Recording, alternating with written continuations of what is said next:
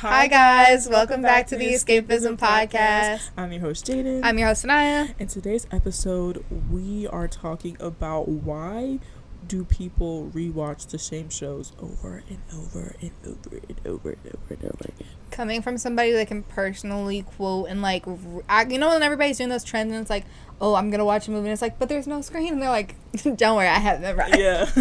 I can do that for all of like Friends, like I can do that for all of New Girl, I can do that for all of Grey's Anatomy pretty much. I can do that for a couple episodes of Criminal Minds. I can do that for a lot of things pretty much at the end of the day. I've seen pretty much everything I've ever loved more than once. Yeah. Basically, I've watched Avatar: Last Airbender. I could probably recite that. Vampire Diaries, recite that. New Girl. Imagine if she just broke out into the monologue for Avatar: Last Airbender. It's like, there once was a world. I don't know how it starts off, but you know, something similar to that. I could probably rewatch the whole Avatar movie in my head. Save the world. I love Avatar. Not her version of Avatar, the Blue People Avatar. Loser. Your Avatar is cool too. I just haven't watched it, but I like my Blue People Avatar. We've been over this. I cannot believe this. Anywho, you need to watch the show. I'm not joking. Why do we keep watching the same shows 10 times over like it's the first time? We have our comfort shows, our background shows, or I'm sad and I need serotonin shows. So today we're breaking down why we do that. You sound very calming. That's not us. Oh. Yeah. So today we're breaking down why we do that, why we rewatch shows, and what they say about us, and whether that's healing or just a very soft form of insanity. Okay. The first section of this episode is the psychology of rewatching. Like, rewatching reduces anxiety, and there's comfort in knowing how things end, because for us, especially when we have to spoil a show, we watch everything new that we watch, we look up how it ends, just because of the anxiety of not knowing what happens next. Because I don't want, if my favorite character dies right now, I just can't do a slow burn, guys. I cannot do a fucking slow burn. I can't do like for like the next 3 episodes we don't know how this storyline ends. Yeah. Fuck you. No, it's not even like I'm not binge watching my show, guys. Like, I started watching Scandal yesterday, I think, and I'm already on season 2, like towards the end of season 2. Like, I'm a fast watcher of things. I need background noise for every single thing of my fucking life, so I watch TV. But are you actually like paying attention? I'm paying attention. I'm not always. That's also, I think, why I rewatch so many shows, because I don't always have the time to sit down. That's why I don't watch anime, because if I watched anime, I'd have to watch like hardcore watch it, because I don't want to watch like dub versions. Really? Some dubs are actually good. I would need to watch like, and I'd have to stare down at the subtitles, like it would hurt my eyes. But I'm so used to like multitasking and doing this, that, and the third, like it feels weird. The only place where I'll give like a movie or something my full attention is at the movie theater. Wow. Which I love, because I feel like it's time to get away from your phone. Like, I feel like when I watch movies with Tiffany and she's not paying attention, I'm like, why are we even watching this together? That's how I feel whenever I watch a movie with Avery. But when I'm watching movies with somebody, 9 my phone is not in my hand a lot of the time. Like, if I'm watching a movie with Avery, because I want to watch the person's reactions, but I've 9 times already seen the movie. My grandmother, fun fact, she refuses to watch a movie I've seen with me. She refuses to watch a movie I've seen before with me because of how animated I am. Like, when I was little, she gets really upset whenever she thinks about it, but when I was little, when Frozen first came out, I had already learned all the songs, because, you know, I'm a kid. And I was watching but she gets really upset because by the time I watched it with her, I had already known the song. She's like, so now you've seen this? And I was like, yeah. My mom took me to go see it, and she's like, oh hell no, like she doesn't like that. And if I do go see a movie with her, like even if I've never seen it in theaters, it's crazy. But like, why am I not even watching this then if you've already seen it? Like, I'm a grown adult, I'm not watching this. I don't know, but she likes to pay attention to it. She likes to get the storyline, so she'll get upset. And then I think the last time I went to the movies with my grandmother's when the last Pitch Perfect came out, probably. Damn. Yeah, we don't see movies that often together anymore. But she made me sit like a seat away from her. Like, I can't sit directly next to her. It was like me, space, her, and then like on the other side of me, space, my Aunt Rita. That's kind of crazy. I don't want to sit next to each other. I talk too much. Believe it. I talk too much. Like, I'll my truth. That's my fact. But talking during the movie? Mm-hmm. Don't ruin the movie. I say like little things here and there, but I don't talk as much as I used to. Like, I don't know when Pitch Perfect 3 came out, but that was a long time ago. So I talked more. Yeah, if you're talking during the movie, I literally would have to. Plus, nobody else was in the theater with us. I think when we went to go see it, like we got really comfortable in there. I get mad when Avery talks though, because Avery will like. I go to most movies I see now high. And then Avery, and I'm trying to give all my focus on this movie and really enjoy it, you know, and be in the movie. And Avery's over here tapping me like, and I'm like, God, like, it pisses me off. I can't take all that tapping while I'm high, and I'm trying to focus on the movie and remember that there's a seat warmer in my seat. Because if you go to see, like, Dolby Cinema at Annapolis, there's a seat warmer. And I didn't realize that till, like, the end of Superman. The next like bullet point that I have here about why psychology, you know. Predictability gives us a sense of control when life feels chaotic. I get that. There's a lot of things I like to rewatch or reference. There's so many things. I feel like I use a lot of shows and movies and scenes to like tell people how I'm feeling. Like I use it to fill a lot of the blank space in my life. Like if you ever see me laughing and it's like, well, what the fuck is she laughing at? I promise you I'm watching a movie or a TV show in my head. I promise you that. But I'm weird. I reference How I Met Your Mother all the time. I reference so many shows. Never watched an episode of that show. I know. I feel like I reference it every episode now. You need to watch it. Jason Segel is one of the funniest people ever. There's so much media to consume. How are you planning to die next week? I mean, you have time. Like, she's saying this like we're already, like, she's 76. She's already been told she's going to die the next week. Like, God. But there is, what if she dies at 76 and I just predicted that right now? Why would you say that? That's so young. 76 is so young. How long do you plan to live? Forever. Nah. Nostalgia triggers the dopamine, and rewatching can make you feel safe, which I understand because, like, sometimes I feel like, oh, I wish I was still in the time frame of when I was watching this show. Like, when I was watching The Vampire Diaries for the first time, like, just, like, the nostalgia of watching a good show for the first time is like, wow, this is peak. I got so emotional the other day while I was rewatching all the Monster High movies. Like, I could just picture myself when I was little and I saw, like, you guys know, like, when you had a TV, because a lot of people, like, when you had cable, a lot of people don't have cable anymore. Back when I had cable and, you know, you had that fast forward button and you could see, like, what was going to come on in, like, the upcoming hours and, like, the upcoming days. You could, like, as far as, like, a week or something, I think, maybe. The guide? Yeah. No, not the TV guide. Like, you going, maybe it was the TV guide. I don't know. And it would tell you all the channels nearby or whatever. And I would, like, fast forward to when a movie was going to come out. Like, whenever Disney had, like, things like, oh, new Disney original movie coming out. Oh, I guess second. I would, like, immediately fast forward to record it. Same goes for, like, if I thought Monster High was going to come on. So I would record all those movies. And then I would, like, rush home to watch them. It would make my day whenever I saw the Monster High 13 Wishes would come on. Because I feel like that never came on. And I would just feel like that was such a win in my book at that time. And I feel like it takes a lot more for me to get as happy as I did then. And it was just so simplistic. Like, I go to Target and I see the new dolls or I see the new line. Like, yes, this is what life is about. I love nostalgia. Me too. Such a crack. I wish I could snort it. I would be addicted to that. Of the song? I would be addicted to nostalgia. Like, if nostalgia was like something you could snort, I would do that. Really? If people sold crack if people sold coke as like nostalgia in a bottle, I would snort the fuck out of that. No, I'm not even gonna lie to you. Oh my God, I'm 6 again. Like, I would do that so fucking quick. It wouldn't even be like, Dare would never have me sign no fucking pledge. I swear to God. And all of a sudden I'm 6. And life is good.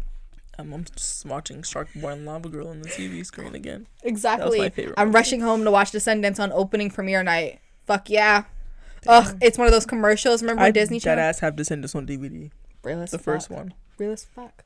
Remember when Disney Channel had like, I feel high right now. You know when Disney Channel had those commercial breaks? Disney Channel commercials used to be so fucking top tier. I wouldn't even get mad when commercials came on. Literally. You have a music video. You'd have like a dance lesson. Like, okay, that boy let's teach you guys how to do across cruising the for world. a bruising. Yes, the play all across the world. Like, it didn't feel like nothing, guys. That girl who was making picking apricots from her little apricot tree thing, making that little tart. Exactly. Like, life is so simple. Oh my God. Like, hi, I'm Ross Lynch, and today we're gonna show you cruising for a bruising. And then they laugh for bruising. All right. I went to the drive-in. What did I see? 100 little babies all staring at me. I was cruising for some loving. Such masterpiece. Thank you, Ross Lynch, for all of your work. Literally. Thank you to that whole fucking cast. Fed God, thank you. You really that did reminded something. Me of Jenny and Georgia. Ding, fired him. But they really did something for their country. Like, you guys really do deserve a salute. You did something for us. Thank you so much, that whole fucking cast. Especially that little gay boy that tried to tell us he was straight.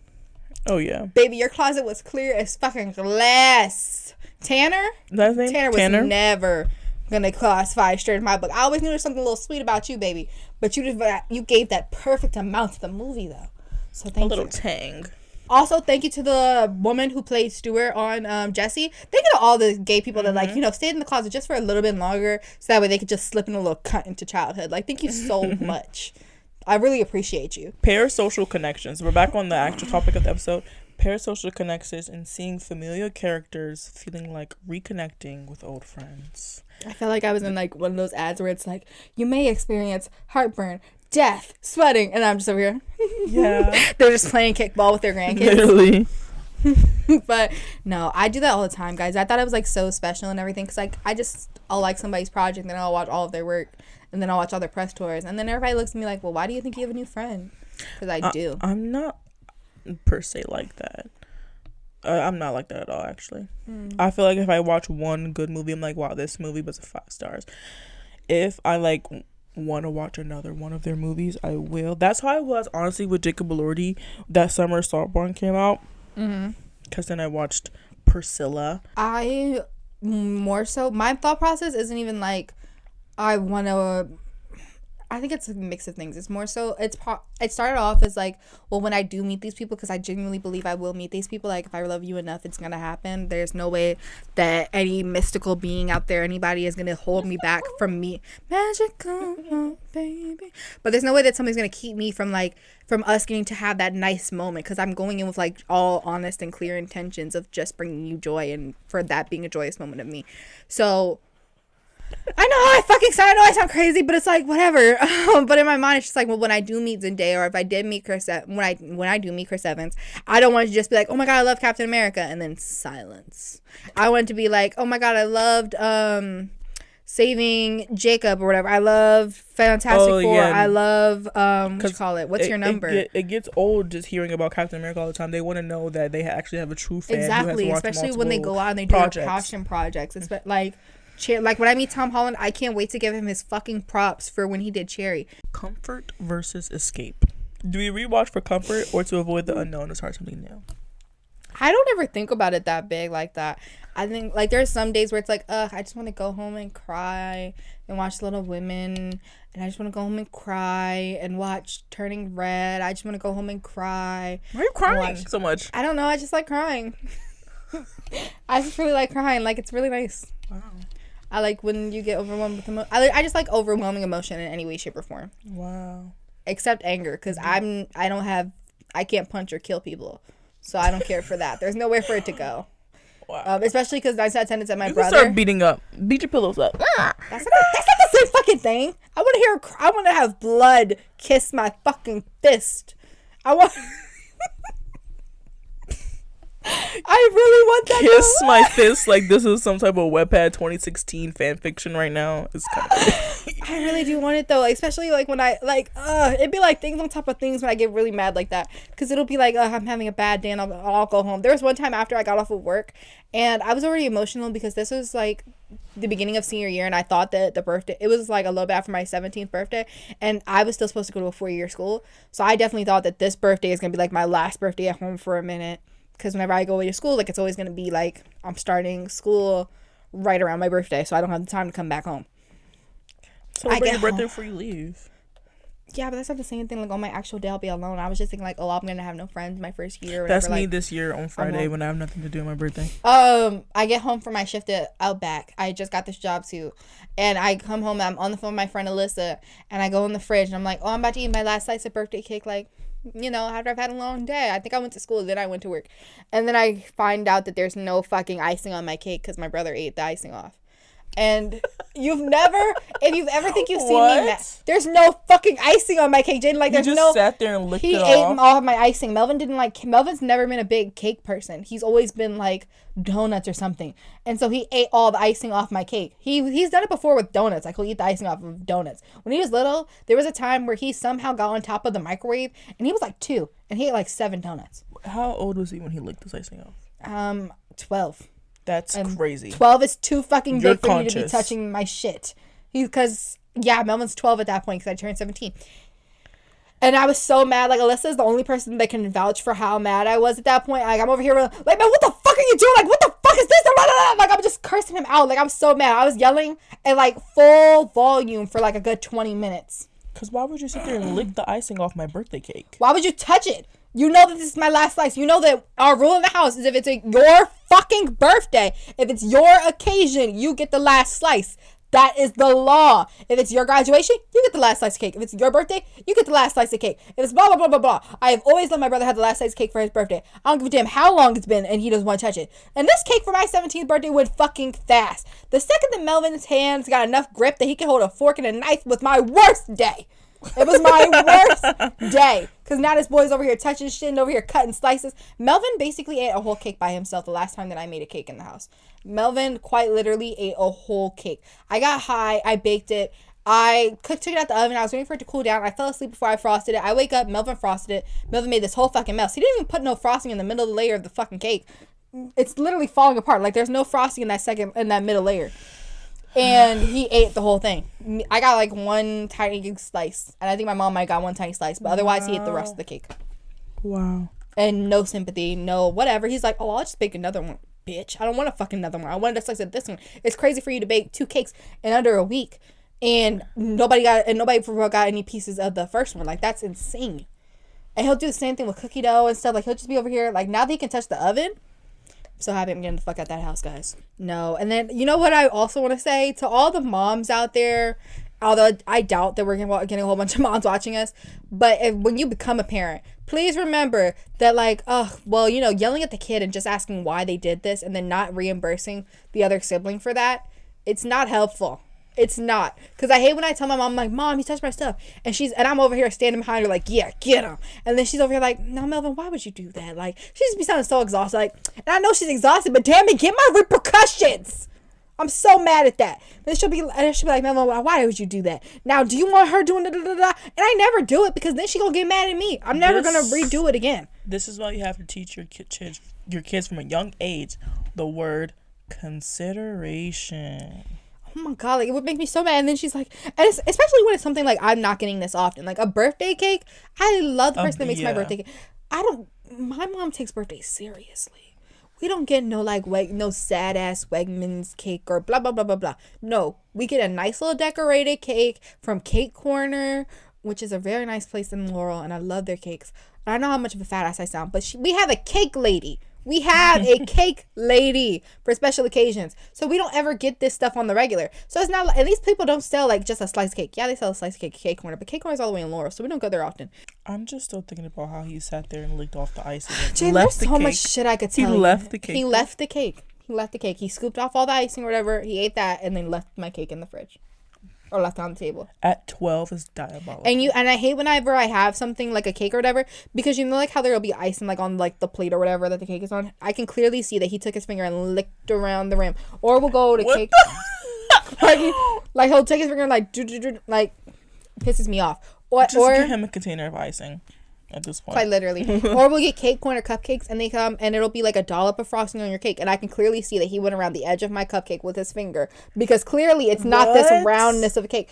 Guys, my brother's very inconsiderate. I don't know why we're still very shocked about, like, he's very inconsiderate. It just keep getting wilder and worse wilder. and worse. He stole a poster off my wall. He left me without my Beats headphones for like months. By the time I found them in his room and they reconnected to my phone, they said Melvin's Beats. Bitch! Oh, bitch! Guys, and I paid for those Beats with my hard-earned money. I paid for those Beats with my money, with some of my money from Six Flags and when I was working at Outback. I worked jobs And I got those headphones because listening to my music and having some place to escape is so important to me. And I have my headphones on every time I have to walk home from the bus. I have my headphones when I walk to the bus stop. I have my headphones in between classes. I have my headphones at every point in time I can breathe. Let's look at next topic. Yeah. Okay. Before she sees blood kiss her wrists, her knuckles.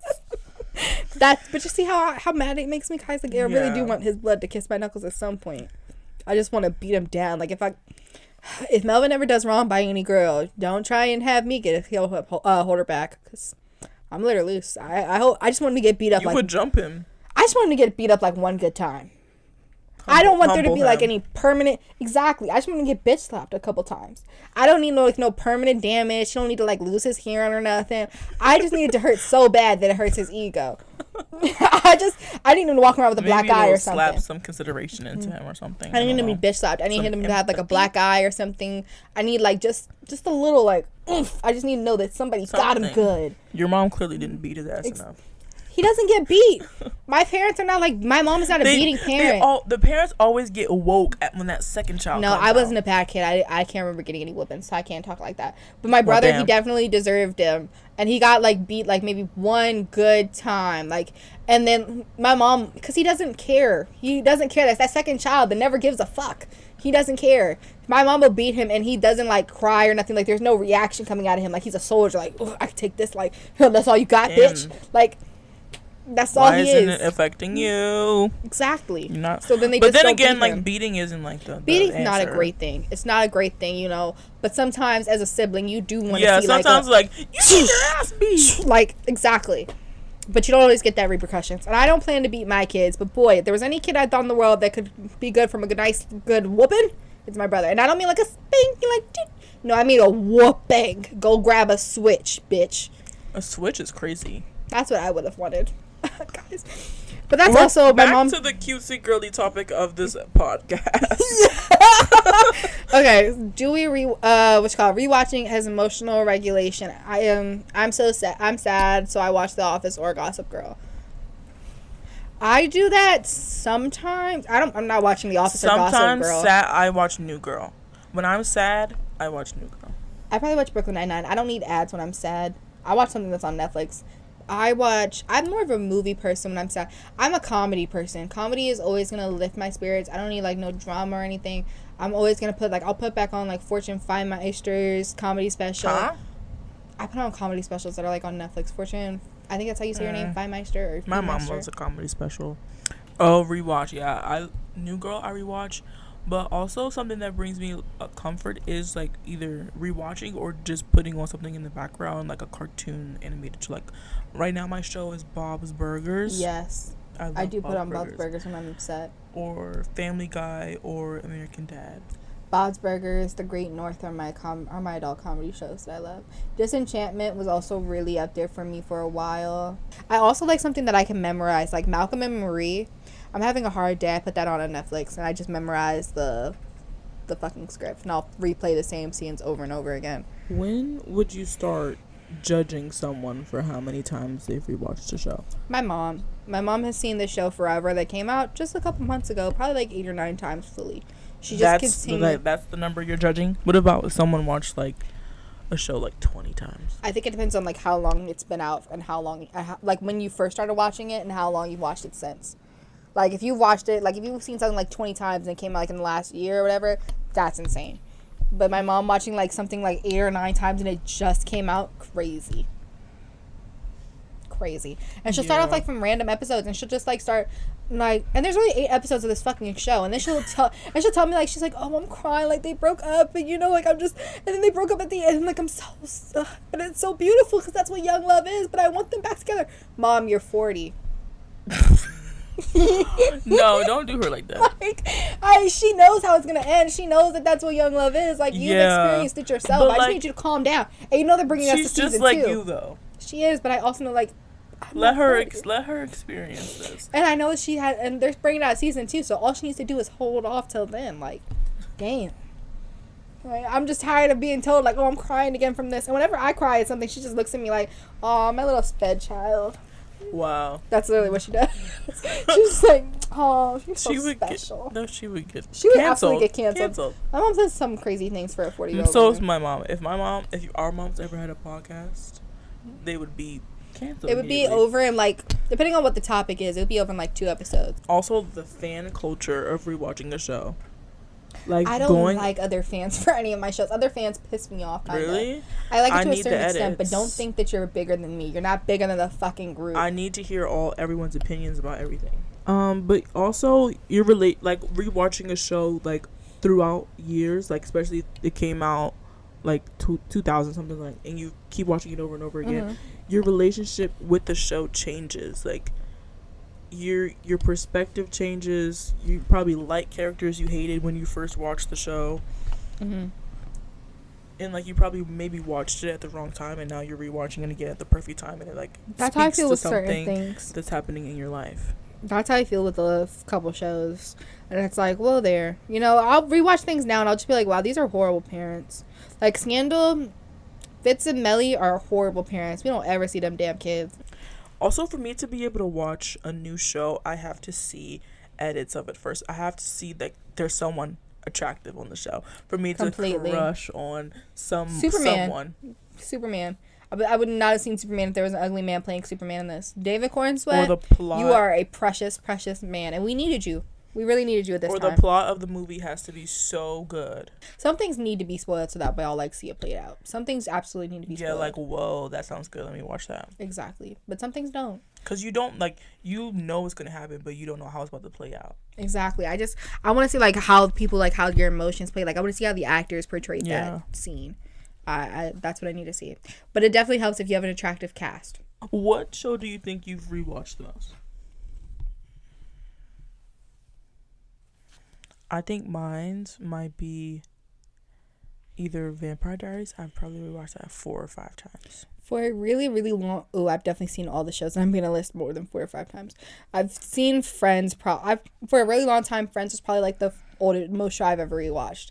Mike and Molly is underrated, but that show I've seen a lot. I love Melissa McCarthy. I watched that show like back to back after I finished it. I watched it again from the beginning. Just love her. I've watched Brooklyn Nine-Nine a whole bunch. The only shows I think I haven't seen multiple times is probably like Parks and Rec and The Office, like for like really popular sitcoms. Mm-hmm. I've seen The Office once and I've seen Parks and Rec once. Both were really good shows. It's just like it's not like drawing me back in. Community was one of my favorites. Community is also one of the shows I've seen a lot of times. But like tied for shows I've seen the most, it's probably How I Met Your Mother, Community, Brooklyn Nine-Nine. Just a bunch of sitcoms. New Girl. Yeah, a lot of sitcoms. I'm a sitcom gal at heart. Mine's is Vampire Diaries. I really want to rewatch that show. What's holding you back?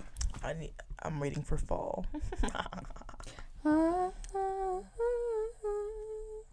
I'm sorry, I just thinking about Twilight. Twilight is one of the movies that I've seen a whole bunch too. Twilight. Oh, movies?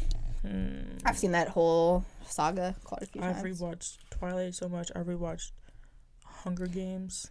No, I can't rewatch Hunger Games. I refuse to rewatch Hunger Games. Until we live in like this beautiful utopia where like Hunger Games is no way in hell gonna happen, I'm not rewatching Hunger Games. Hunger Games is too close to fucking reality. Hunger Games gives me so much anxiety because I'm not gonna live. They say the government would never do that. Yes, they would. Like, I would never survive. And I don't need to be reminded of that I would not survive in those times. I don't need to be like, I volunteer as tribute. Fuck, I do. Fuck that. I volunteer as tribute. You would not volunteer as tribute for your brother. Probably not. I couldn't anyway. The nigga's a different gender. There's a girl and a guy. But if he was, you don't like him enough to do that, do you? It's not even I like him enough about it. I would have the same chance of dying as him. Exactly the same. And honestly, I would hope they wouldn't make him do that because that little nigga probably got asthma. I'm pretty sure he has asthma. I just don't think he has an inhaler. He has so many allergies. He's allergic to grass. If y'all aren't sending him with Zyrtec, there's no point of sending him out there. He's going to die immediately. I would die immediately as well. Dang. So there's no point, you know? I volunteer as tribute. Fuck that. There's nobody in the world that I love enough that I would probably be like, I volunteer as tribute. Unless it's my mom and she's like old and fragile. Yeah. because otherwise she's aged out of the system. Would you do it for your best friend? I don't think my best friend would let me. I genuinely don't think that. What also, if she did though? I don't know. I don't think I could. Would you do it for Tiffany? I'm just thinking like Gloria wouldn't. If there was a hot man who was also being raped, yes.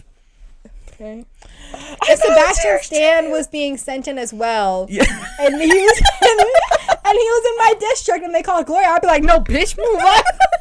Yeah, y'all fighting. Literally, we wouldn't even fight. It would just be like, okay, girl, you got that one. Now we'd fight if Michael B. Jordan was in our district and Michael B. Jordan went up there. Yeah, we'd fight then. So if Sebastian Stan, come. I volunteer. I volunteer. You literally hear like 5 dozen women before go she like even reads the girl's name. I volunteer. I got you, girl. I got your back. You get me next time. Bye, bye, guys. So hey, do you wanna, like, make a shelter together? Like, he says, if it wasn't for the baby. What baby, bitch? I know the movie. I'm just thinking, like, where the fuck did Sebastian Stan get a baby from? I'm talking about like, if I would he have was his PETA. baby. If you don't remember when PETA said Peter if it weren't for the baby, like, Katniss was imagine pregnant. Sebastian said that about you. Oh, we're fucking at night, baby. Let's conceive. All you had to do was tell me, like, you know, I'm ovulating tonight. You know, like, I'm not Sebastian.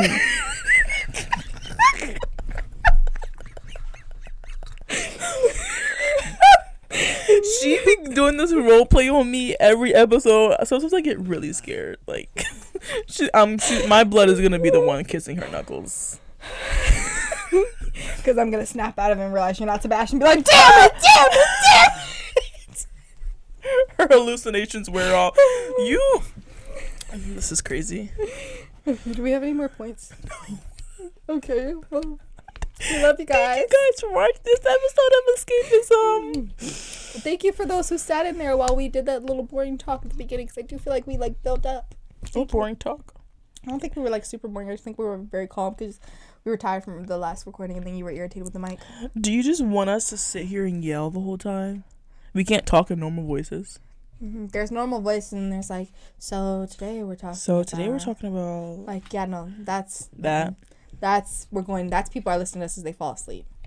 And okay, that's comforting in a sense, yeah. But it's also like, I want energy. Like, they would literally, like, they can't fall asleep to this podcast because we have screamed the whole episode. Yeah, unless you like screaming. I like screaming. Who wants to scream in their dreams? They're literally dreaming in the pits of hell. The last dream I had, there was alligators that were coming out of, like, the vents in my house, and everybody was really normal about, like, we just had, like, a really bad alligator problem. You see an alligator in Florida, you've already manifested for yourself.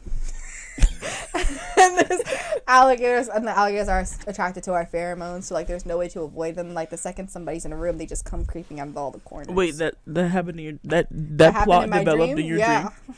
That plot developed in your dream. Yeah. Your pheromones are attracted to these alligators. What the fuck? Were you high? I don't think so. I can't remember exactly, but I don't think I was even watching anything weird. What was I watching? I watched Heads of State. I fell asleep. I was over at Avery's house and we were sleeping on the air mattress. And I woke up, and then I woke up in a panic, and the mattress had deflated. So then I'm over here trying to get out of the fucking bed. Like, no. The alligators. And everyone's over here like, what's wrong? I'm like, get the fuck away from me. Like, everything was just like, it was too much waking up. The alligators are coming for me. No. Okay, but guys, that is it for this episode. Ooh, stutter. Once again, I'm your host, Jaden. I'm your host, Naya. And that has been the episode 19 of Escapism Podcast. Wow. Oh my God. Episode 19. You're no longer 19. You just filled the last episode 19 while you were lastly 19. Wow. Symbolic. Boom, boom, boom. Anyway, guys. Love you guys. See you next week. Bye now. That's too wet. Audio listeners, what do you think of right now? We have to sing.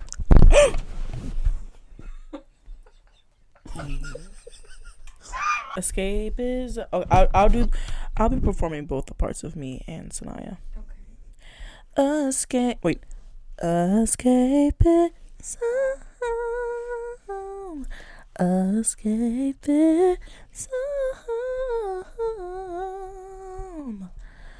That's it for tonight, guys. See you guys next week. Love you.